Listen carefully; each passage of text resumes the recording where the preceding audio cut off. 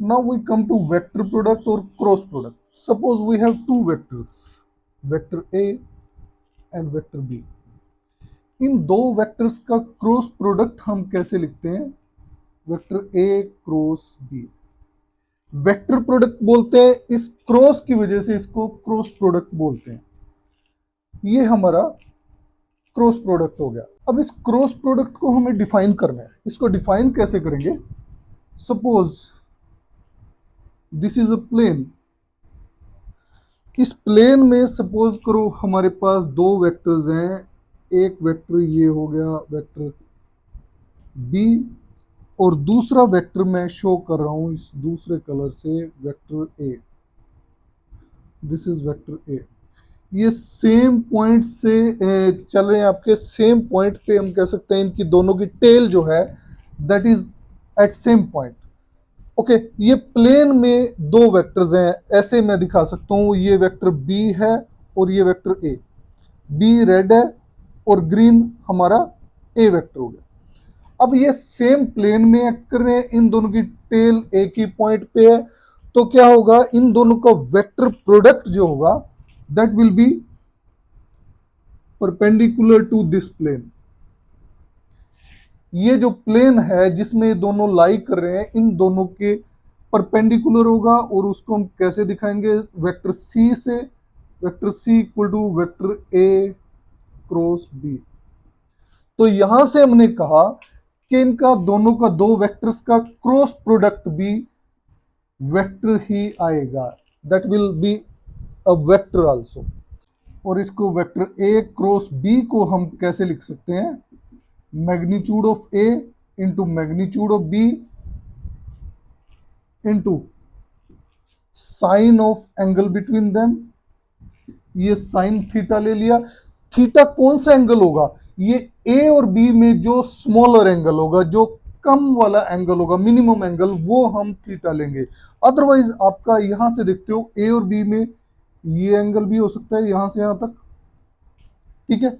ये एंगल हम नहीं लेंगे क्योंकि ये बड़ा हो जाएगा। इन दोनों में से जो स्मॉलर एंगल होगा, ये चीज नोट करने वाली है, यहां पे हम वो एंगल लेंगे। So magnitude of A into magnitude of B into sine of angle between them, smaller angle between them, into unit vector N. ये यूनिट वेक्टर एन मैंने क्यों लगाया यहां पे?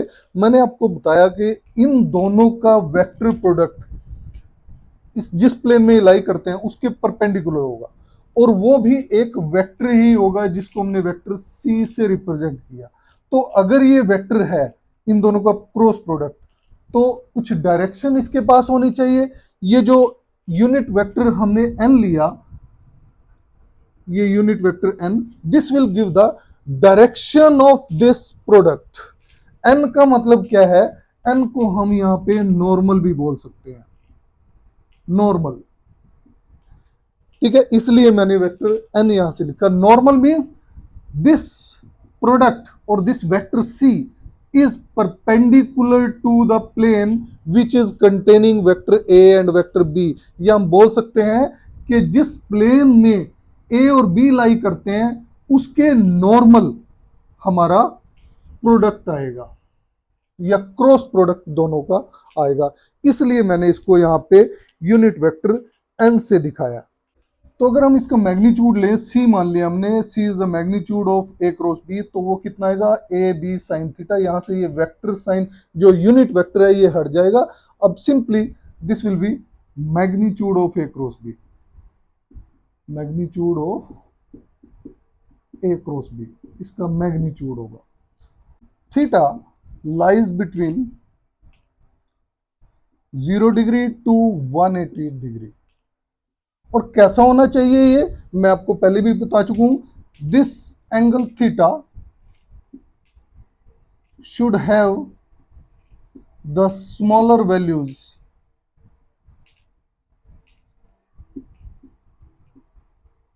Between two possible values.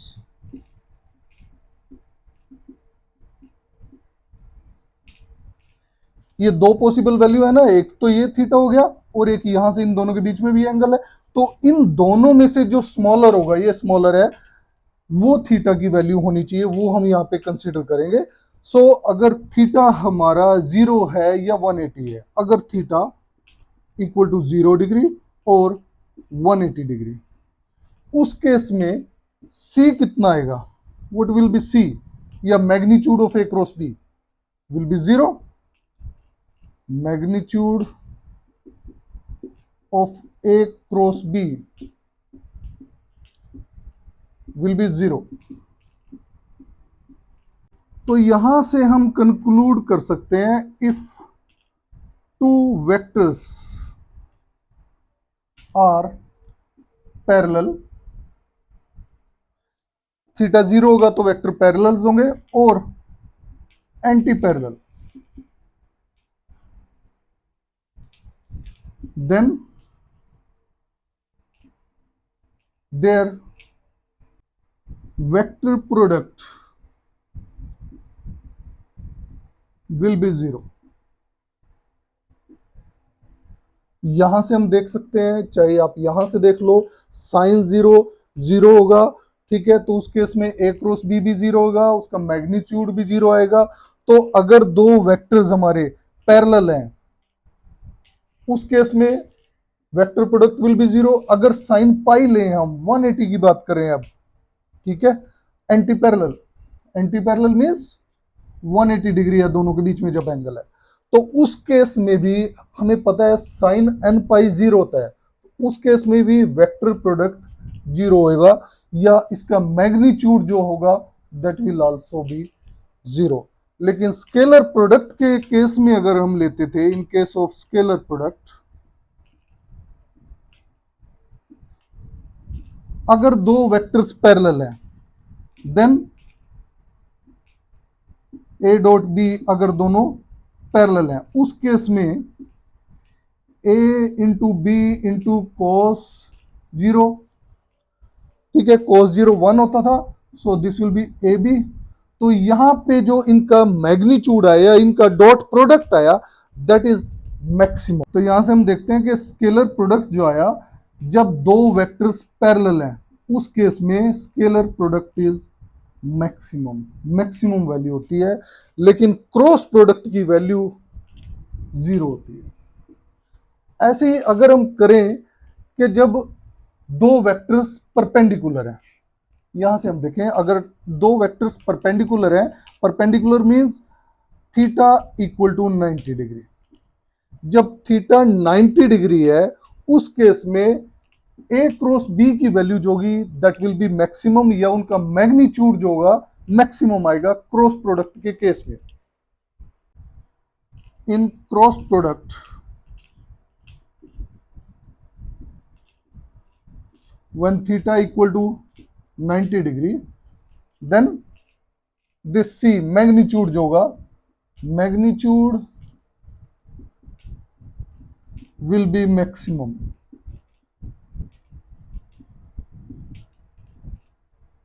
लेकिन स्केलर प्रोडक्ट का अगर case लें, वहां पे cos 90 कितना होता है? 0। तो in scalar product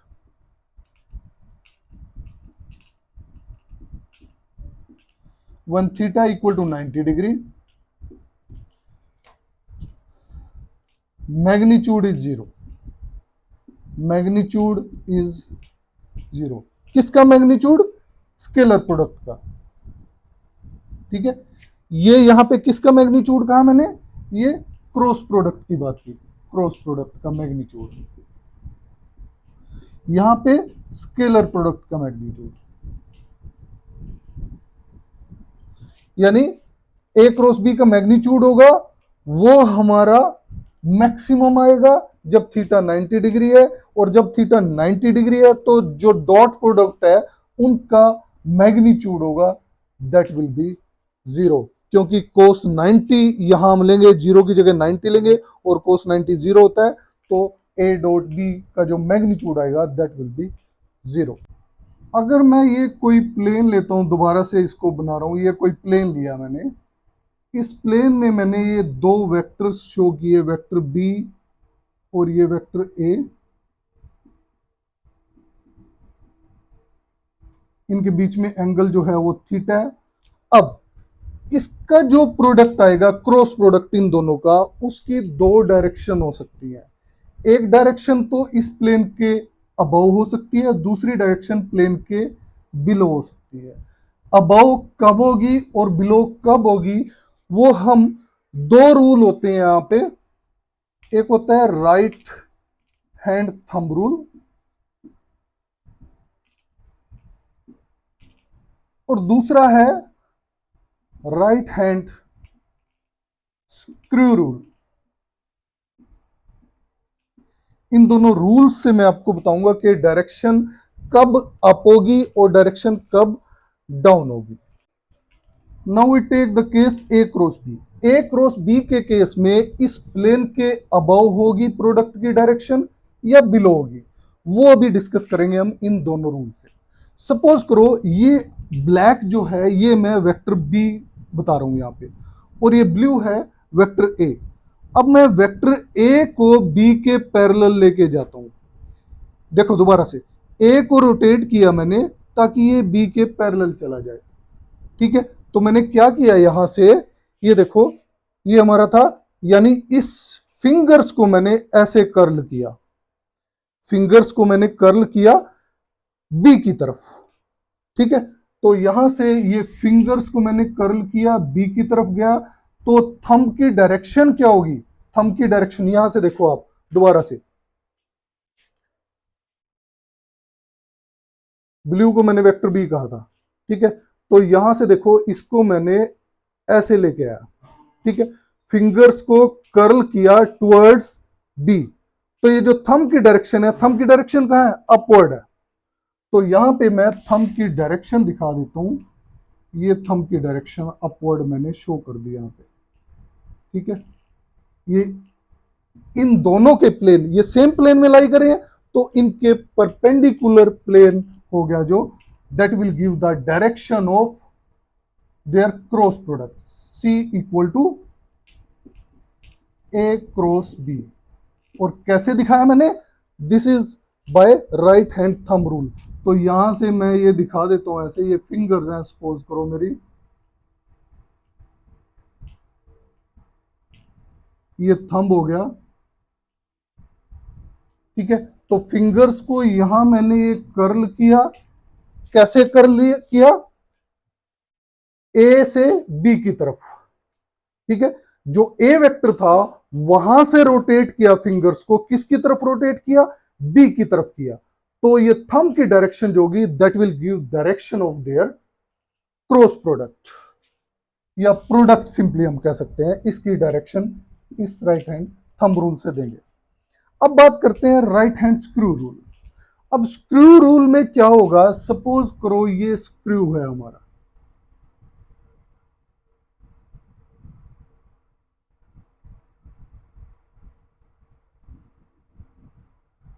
this is screw, ये इस तरह से ये स्क्रू होता है। ठीक है, ये हम दिखा सकते हैं, ये स्क्रू है। इस स्क्रू को हम जब क्लॉकवाइज रोटेट करते हैं, मतलब जब इसकी रोटेशन ये ऐसे है, ठीक है, इसको हमने ऐसे रोटेट किया, ए को बी की तरफ रोटेट किया, इसका मतलब क्या किया, स्क्रू को हम क्लॉकवाइज रोटेट कर रहे हैं। ठीक है, जब ये स्क्रू क्लॉकवाइज रोटेट होगा, इस केस में स्क्रू टाइट होगा, screw will be in tight position, यानी ये टाइटनिंग में चला जाएगा। कहीं भी हमें स्क्रू टाइट करना है, so we have to move it clockwise by screwdriver. ठीक है, स्क्रू ड्राइवर से जब इसको हम क्लॉकवाइज ऐसे रोटेट करेंगे, तब ये किसी भी वॉल में या वुड में जहां भी हमें इसकी मूवमेंट चाहिए वहां इसको घुसाएंगे, तो ये इसकी क्लॉकवाइज डायरेक्शन जो होगी, that will give the direction of cross product. ठीक है, इस केस में ए क्रॉस बी के केस में जो स्क्रू है वो हमारा क्लॉकवाइज जब मूव करेगा तो ये अपवर्ड डायरेक्शन होगी, इन दोनों के परपेंडिकुलर डायरेक्शन होगी। अगर ये इस प्लेन में लाई करे थे तो इस प्लेन के परपेंडिकुलर यहां डायरेक्शन होगी स्क्रू की। तो ये हमारा राइट हैंड स्क्रू रूल है। अगर हम बात करते हैं, दूसरा केस लेते हैं, सपोज करो ये सेम प्लेन है हमारा, इस प्लेन में ये वेक्टर बी मैंने आपको बताया, ये वेक्टर ए है, ठीक है। अब क्या करेंगे हम, अब हम बी क्रॉस ए लेंगे, B cross A. B cross A means B को रोटेट कर रहे हैं ए की तरफ, बी को रोटेट किया ए की तरफ, और इनके बीच में एंगल कितना है, थीटा। तो ये वेक्टर बी था, ये वेक्टर ए है। अब हम वेक्टर बी को रोटेट करेंगे, ए के पैरेलल लेके आएंगे, ठीक है। वेक्टर बी को रोटेट किया, ए के पैरेलल लिया, ठीक है। तो जब वेक्टर बी को रोटेट करेंगे हम, फिंगर जो है हमारी, उन फिंगर के कैसे कर्ल करेंगे, यहां से देखो, यहां से ए की तरफ कर्ल किया, ठीक है। दोबारा से बताता हूं, ये फिंगर ली हमने, बी की पैरेलल है, अब इनको कर्ल किया ताकि हम ए के पैरेलल ले आए, और जो थंब की डायरेक्शन है, थंब की डायरेक्शन कहां है, ये लोअर, ठीक है, ये नीचे की तरफ डायरेक्शन है इसकी, ठीक है। तो नीचे की तरफ थंब की डायरेक्शन है, इसका मतलब क्या है, ये जो क्रॉस प्रोडक्ट होगा ये इन दोनों के परपेंडिकुलर तो हो गई, इस प्लेन के परपेंडिकुलर तो हो गई, लेकिन लाई कहां करेगा, downward. Let this C dash equal to B cross A. ये आपको क्लियर हो जाना चाहिए, ये सेम प्लेन में लाई कर रहे हैं। यहां से हमने वेक्टर बी को रोटेट किया था ए की तरफ, ए के पैरेलल लेके आए। तो जब बी को ए के पैरेलल लेके आएंगे तो देखो फिंगर की टिप कैसे कर्ल हो रही है, और हमारा थंब कहां है, थंब डाउनवर्ड डायरेक्शन में है। तो ये जो थंब की डायरेक्शन होगी वो इस प्लेन के परपेंडिकुलर होगी, किस प्लेन के, जिस प्लेन में हमारे ए और बी वेक्टर लाई करेंगे, और कहां होगी, that will be in downward direction, जिसको हमने सी डैश से रिप्रेजेंट किया है। तो यहां हम दोबारा से अगर बनाना चाहें इसको, फिंगर्स को शो करना चाहें तो ऐसे शो कर सकते हैं।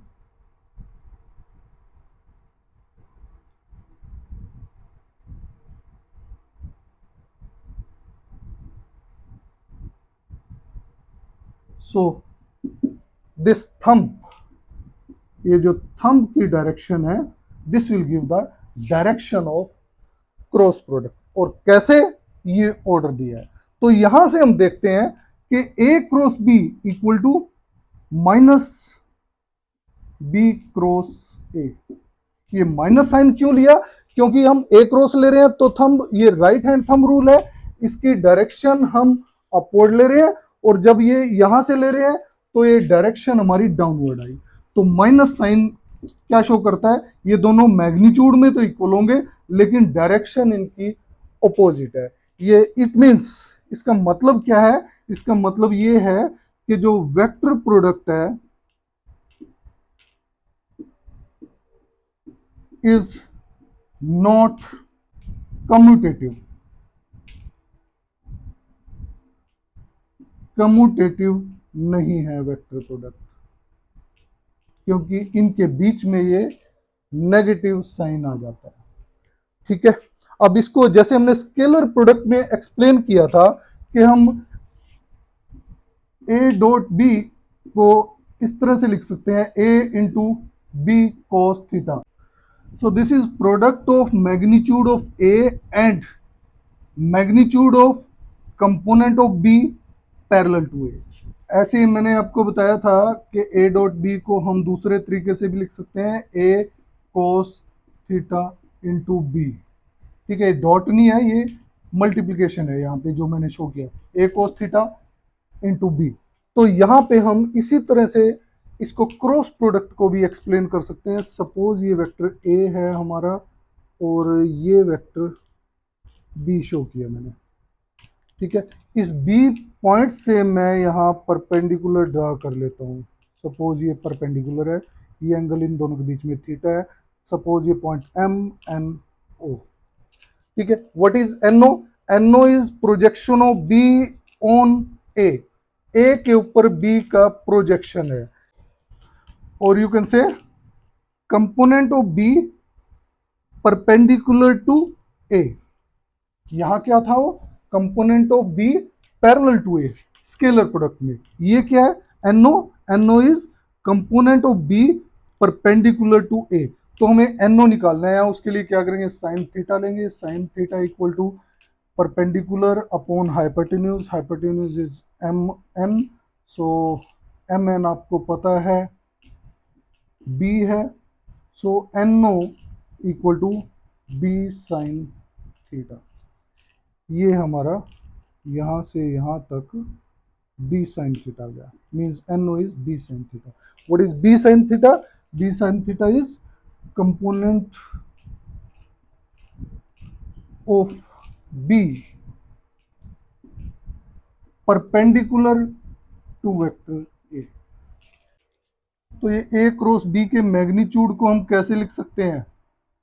A into B sine theta, और you can say this is product of magnitude of A and component of B perpendicular to A.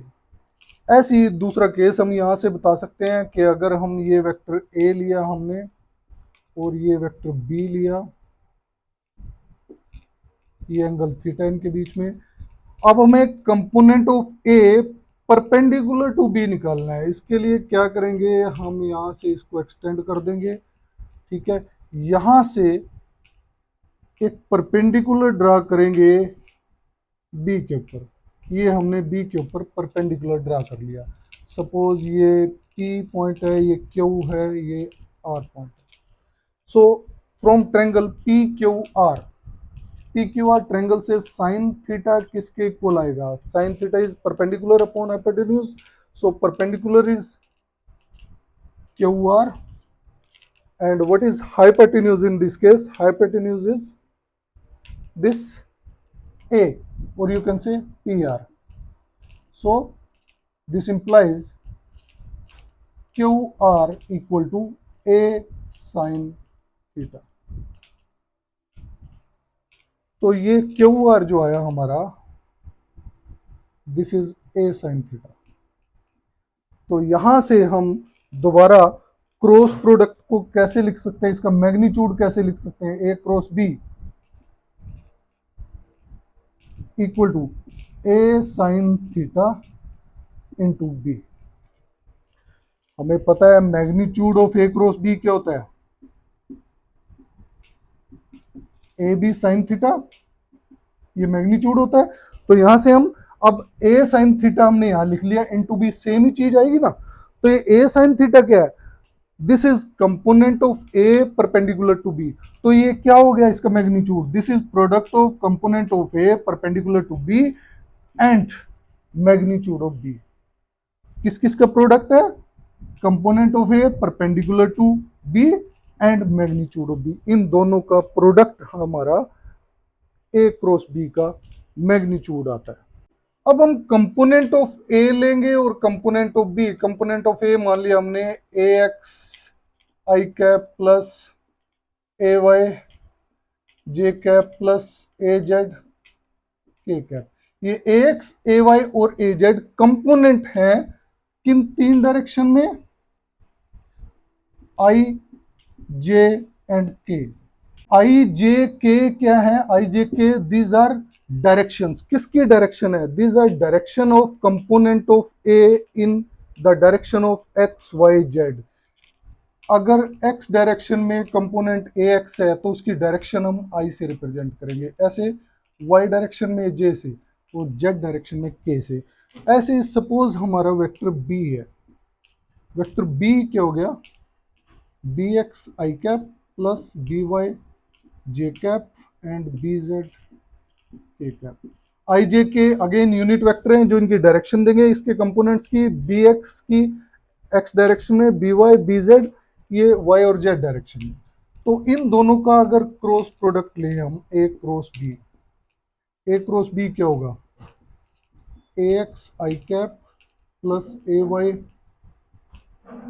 J cap plus A Z K cap cross B X I cap plus B Y J cap plus B Z K cap.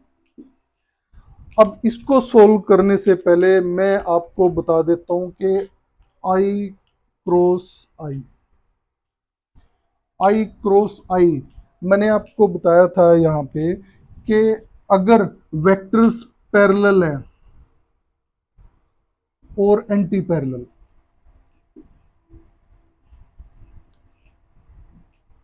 तो उनका cross product जो होगा, cross product will be zero.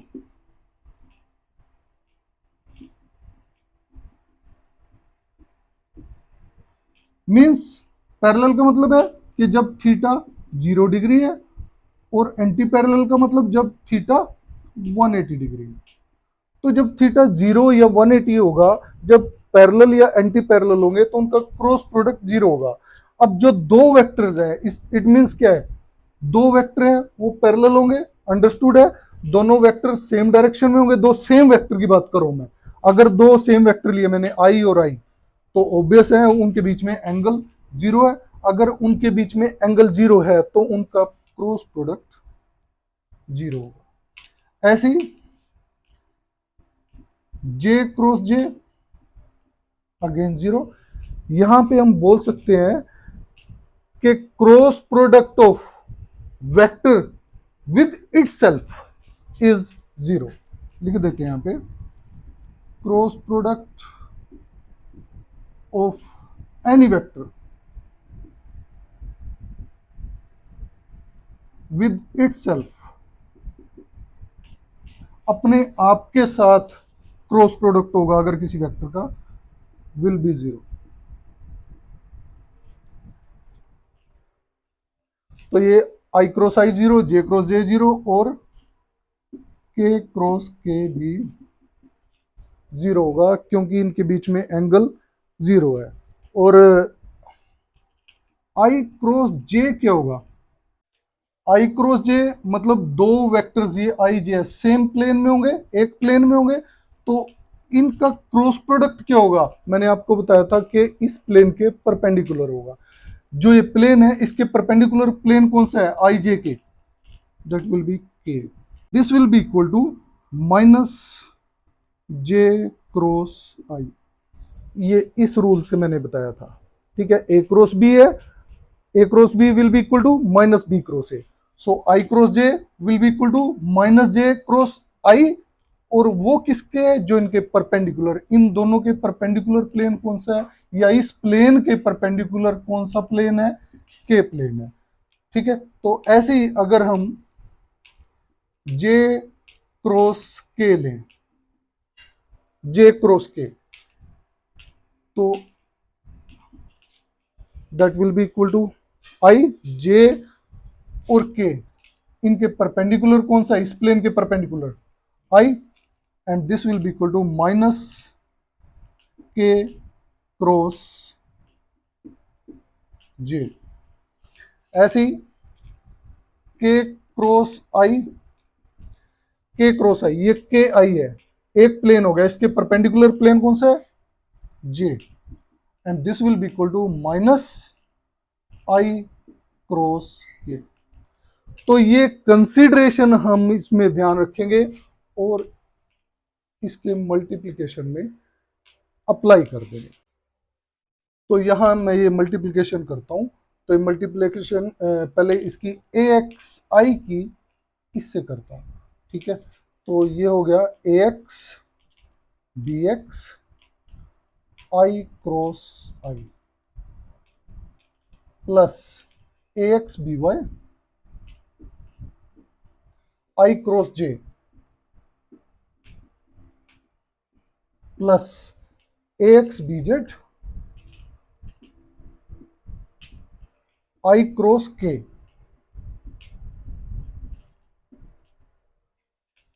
ऐसे ही इसकी multiplication करेंगे पूरे इसके साथ, plus A Y B X J cross I plus A Y B Y J cross J plus A Y B Z J cross K.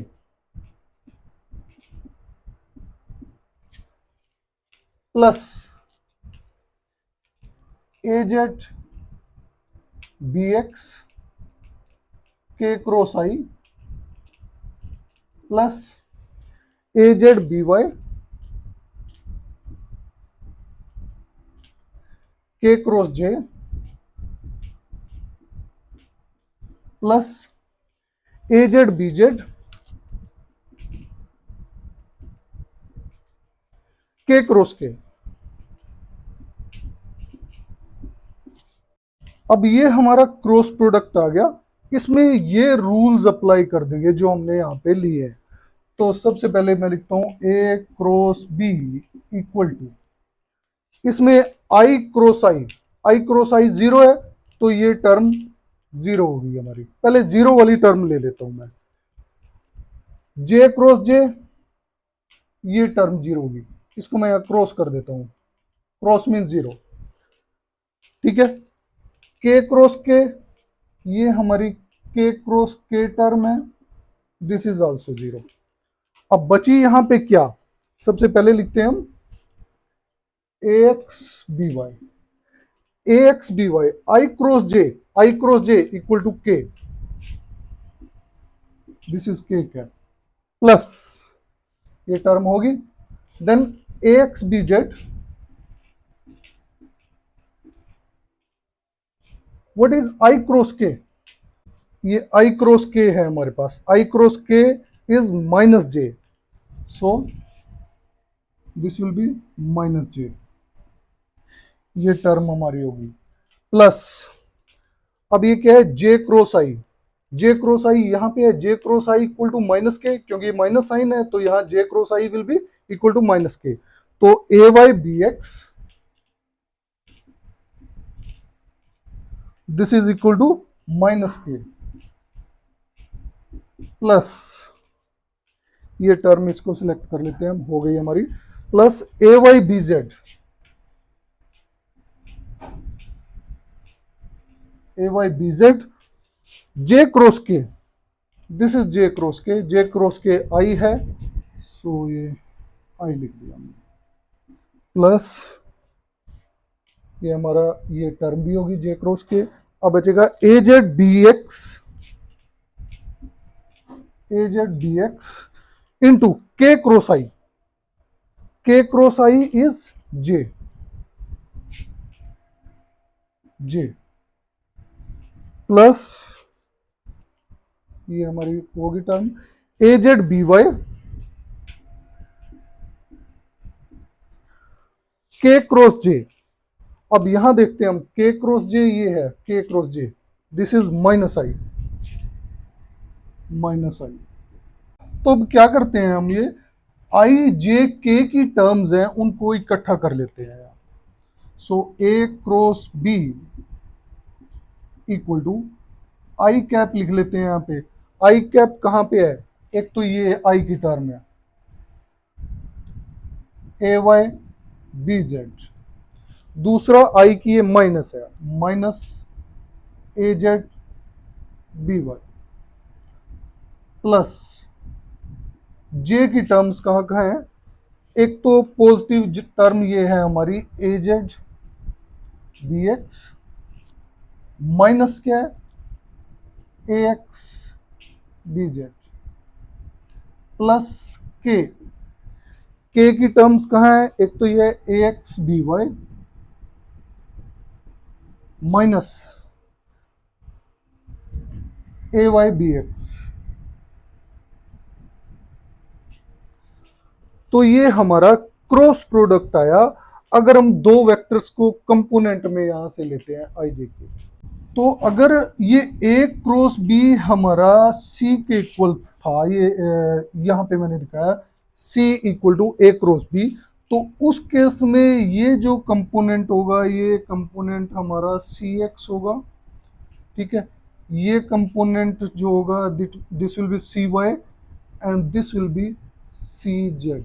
तो ये सी हमारा हो गया C X I plus C Y J plus C Z K, और C X क्या है, C X is A Y B Z minus A Z B Y. ऐसे ही सी वाई क्या है, C Y is A Z B X minus A X B, और C Z क्या है, A X B Y minus X. तो ये हमारा कंपोनेंट की फॉर्म में आ गया। इसी को हम डिटर्मिनेंट की फॉर्म में भी लिख सकते हैं। तो इस क्रॉस प्रोडक्ट को हम डिटर्मिनेंट की फॉर्म में कैसे लिखते हैं, ए क्रॉस बी इक्वल टू, ये डिटर्मिनेंट हो गया हमारा, ये आई, ये जे और के, ए एक्स ए वाई ए जेड, ये ए के कंपोनेंट हो गए, और नीचे हम दूसरे वेक्टर के कंपोनेंट लिख देंगे B X B Y B Z. तो जब इसको डिटर्मिनेंट को हम सोल्व करेंगे तो हमारे पास ये सेम रिजल्ट हमारे पास आएगा। जैसे मैं आपको बता देता हूं, एक आई को ले लिया हमने, ये कॉलम और इस रो को छोड़ देंगे, so this will be A Y B Z minus A Z B Y. ये देखो आपका आई का कंपोनेंट क्या है, A Y B Z same है, minus A Z B Y. ऐसी प्लस जे अगर हम यहां लेते हैं प्लस जे, तो क्या करेंगे, इस रो को छोड़ देंगे और इस कॉलम को छोड़ देंगे, और यहां क्या होगा, बी एक्स, ये रिवर्स होता है यहां पे, ठीक है। तो बी एक्स ए जेड, ये B X A Z minus A X B Z.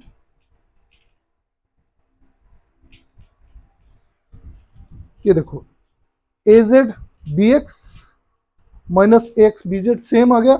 ऐसे ही प्लस के, इसके रिस्पेक्ट में निकालने के लिए क्या करेंगे, हमने के ले लिया, इस कॉलम को छोड़ दिया, इस रो को छोड़ दिया, तो ये क्या आ गया, A X B Y minus A Y B X, A X B Y minus B. यहां से आप चेक करो, के क्या आया, A X B Y minus A Y B x.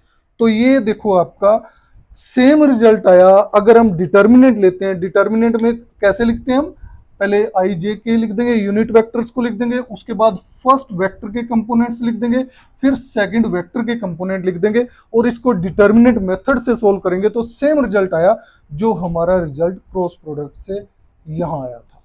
अब जैसे मैंने आपको स्केलर प्रोडक्ट में बताया था, वेक्टर प्रोडक्ट में भी बहुत सारी फिजिकल क्वांटिटीज होती हैं जिनको हम वेक्टर प्रोडक्ट से डिफाइन करते हैं। फिजिक्स में बहुत सारी फिजिकल क्वांटिटीज हैं, कुछ के एक दो के नाम मैं यहाँ पे लिख देता हूँ। जैसे मैग्नेटिक फोर्स होगी, जिसको हम Q into V cross B से डिनोट करते हैं। बी यहाँ मैग्नेटिक इंडक्शन है और वी वेलोसिटी है, क्यू चार्ज हो गया। ऐसे ही अगर लें हम टॉर्क, टॉर्क टॉर्क हो गया आपका R cross F, R position vector होता है, एफ फोर्स अप्लाइड होता है। ऐसे angular momentum L equal to R cross P, again R position vector, P linear momentum होता है। तो बहुत सारी फिजिकल क्वांटिटीज होती हैं फिजिक्स में जिनको हम वेक्टर प्रोडक्ट से डिनोट करते हैं। Thank you.